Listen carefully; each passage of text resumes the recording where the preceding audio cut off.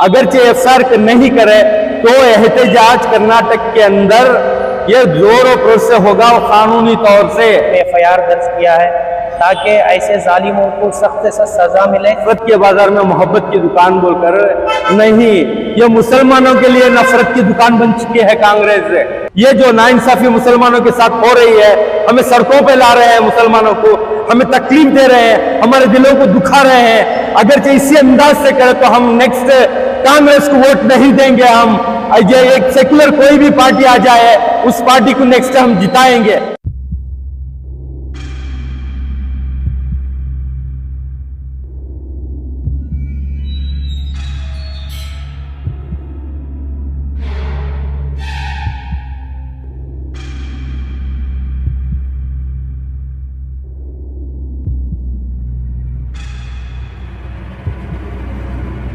किस वजह से आए कंपटीशन? अस्सलाम वालेकुम रहमतुल्लाहि व बरकातहू। जैसा कि इस वक्त सिर्फ कर्नाटक में बल्कि मुल्क इस बात को जानता है कि एक बदबख्त किस्म के इंसान ने हमारे आका हजरत मोहम्मद सल्लल्लाहु अलैहि वसल्लम की शान अक़दस में गुस्ताखिया कलिमात उसने कहे थे, जिसकी वजह से हमारा डीजे अली फेडरेशन, शबाबुल मुस्लिमीन और सद्दोहना के सदर सब मिलकर यहाँ आए। अल्हम्दुलिल्लाह कमिश्नर ऑफिस में हमने उसके बारे में एफआईआर दर्ज किया है ताकि ऐसे जालिमों को सख्त से सजा मिले, क्योंकि इनकी वजह से हमारे मुल्क का अमन व अमान ये भंग होता है, अमन व अमान में खलल पड़ता है। ये जालिम बोलकर तो चले जाते हैं, हालांकि हमारे नबी की शान में कुछ भी कमी नहीं आएगी। मेरे अल्लाह का फरमान है व रफ़अना लका ज़िक्रक। अल्लाह मेरे नबी की शान को हमेशा से बुलंद रखा और बुलंद रखेगा।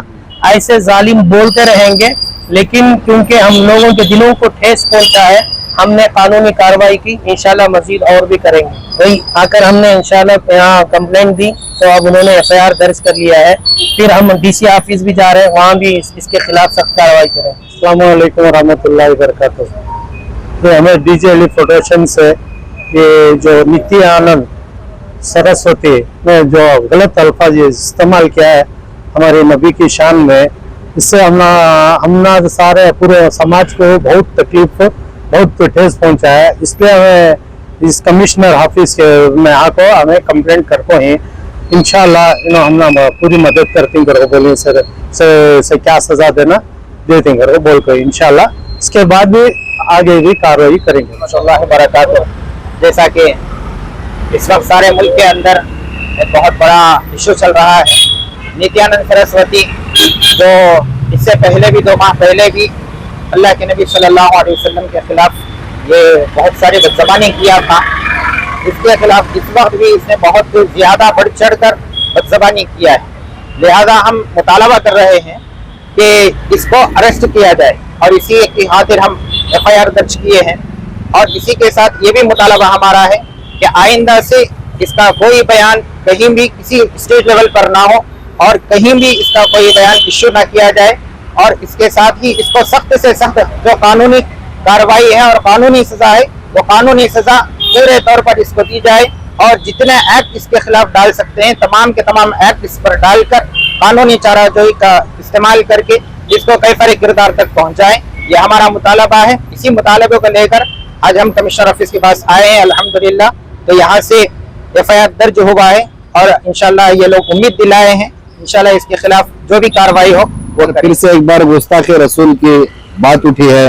आखिर इस पर रोक कब लगेगी, रोक क्यों नहीं लग रही? ये एक मजाक बना चुके हैं ये लोग।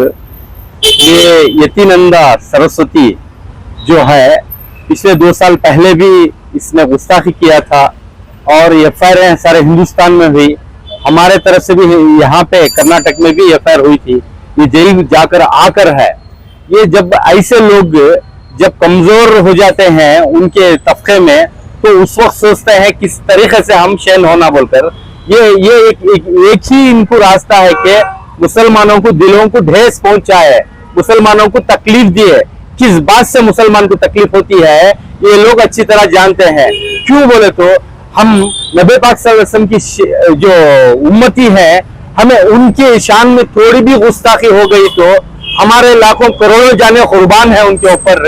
ये अच्छी तरह जानते हैं मुसलमान को किस तरीके से परेशान करना बोलकर। इसलिए बार बार गुस्ताखी करते हैं। अपील करता हूं मैं हिंदुस्तान की हुकूमत से, क्यों ऐसा हमारे साथ हो रहा है?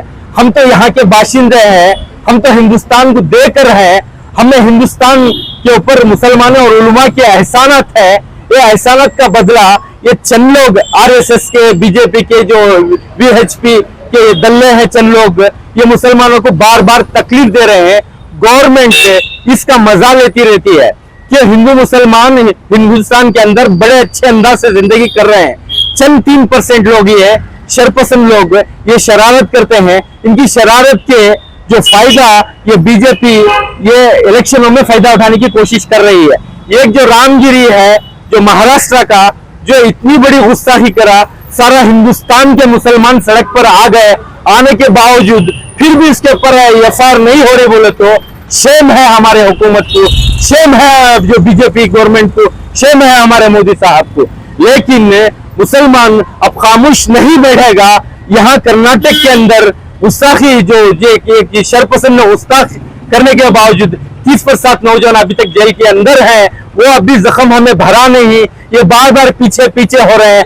हम जाके बार बार स्टेशनों में, बार बार कमिश्नर ऑफिस में, बार बार कोर्ट में इंसाफ मांग रहे हैं। हम किसके पास इंसाफ मांगेंगे? और हुकूमत के पास नहीं तो किसके पास मांगना है? हुकूमत खुद दिखाए हमें।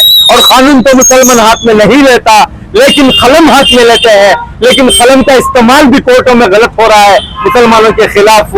ले हम लोग ये वार्निंग समझो या कुछ भी समझो, अगरचे इस अंदाज के जो शरपसंद इस नालायकों को अरेस्ट नहीं किए तो हम लोग सड़कों पर उतरेंगे, कानूनी तौर पर एहतजाज करेंगे हम। अल्हम्दुलिल्लाह, अल्लाह का बहुत बड़ा करम, डीजे हल्ले के अंदर मोदी मस्जिद फेडरेशन के जिम्मेदारान रहो मौलाना मुफ्ती फिरदौस साहब, उनकी सरपरस्ती, उनकी जिम्मेदारी में एक मुहिम फिर से रामगिरी के बाद यतीनंद जो नरसिंहानंद जो है उसके खिलाफ जो आज एफआईआर हम करने के लिए कमिश्नर साहब से मुलाकात करने के लिए है। जो पीआरओ ने हमें वादा करा कि कमिश्नर साहब से फिर मैं आपसे ये करता हूँ, इस वक्त हमें कोशिश करते हैं कि एफआईआर करने के लिए, अगरचे एफआईआर नहीं करे तो एहतजाज कर्नाटक के अंदर ये जोर और प्रोसेस से होगा और कानूनी तौर से। हमें लोग जो भरोसा करते हैं कांग्रेस गवर्नमेंट, जब हमारे पर मुसीबत आती है तो पल्ला झाड़ती है और हमारे जब मुसीबत आती है तो मुंह फेरती है। ये जो नाइंसाफी मुसलमानों के साथ हो रही है, हमें सड़कों पे ला रहे हैं, मुसलमानों को हमें तकलीफ दे रहे हैं, हमारे दिलों को दुखा रहे हैं। अगर इसी अंदाज से करे तो हम नेक्स्ट कांग्रेस को वोट नहीं देंगे। हम ये एक सेक्युलर कोई भी पार्टी आ जाए उस पार्टी को नेक्स्ट हम जिताएंगे। और इसी अंदाज से अगर मुसलमानों को तकलीफ दी है, आज के उलमा और नौजवान जाग चुके हैं, जो भी करेंगे कलम से करेंगे इंशाअल्लाह। इस तरीके से जो बेहुरमती करता है नबी पाक सल्लल्लाहु अलैहि वसल्लम की शान में, हजारों लाखों को तुम जेल में डाल लो, हम लोग सुनेंगे नहीं, सड़कों पे आएंगे, एफआईआर करेंगे, कानून हाथ में नहीं लेंगे। ये तो मालूम है आपको। सर हर वक्त सुना जाता है कि कांग्रेस एक मोहब्बत की दुकान है, हर वक्त जो है मुसलमान कांग्रेस को साथ देते हैं, लेकिन ऐसे मौके पर जो है कांग्रेस पीछे हट जाती है। जब मुसलमानों का टाइम आता है, मुसलमानों के एक दीन के ऊपर जब बात उठती है, तब कांग्रेस पीछे चली जाती है। क्यों ऐसा होता है सर? कांग्रेस मोहब्बत की दुकान बोलते हैं, नफरत के बाजार में मोहब्बत की दुकान बोलकर नहीं, ये मुसलमानों के लिए नफरत की दुकान बन चुकी है कांग्रेस। हिमाचल प्रदेश में मुसलमानों को मार के घसीट के बाहर ढकल रहे हैं, मस्जिदें तोड़ रहे हैं। वहां पे किसकी गवर्नमेंट है? कांग्रेस की गवर्नमेंट है। क्या हो रहा है मुसलमानों के साथ? हम किसको भरोसा करें, किसको वोट दें? ये नफरत की दुकान मुसलमानों के लिए कांग्रेस बन चुकी है।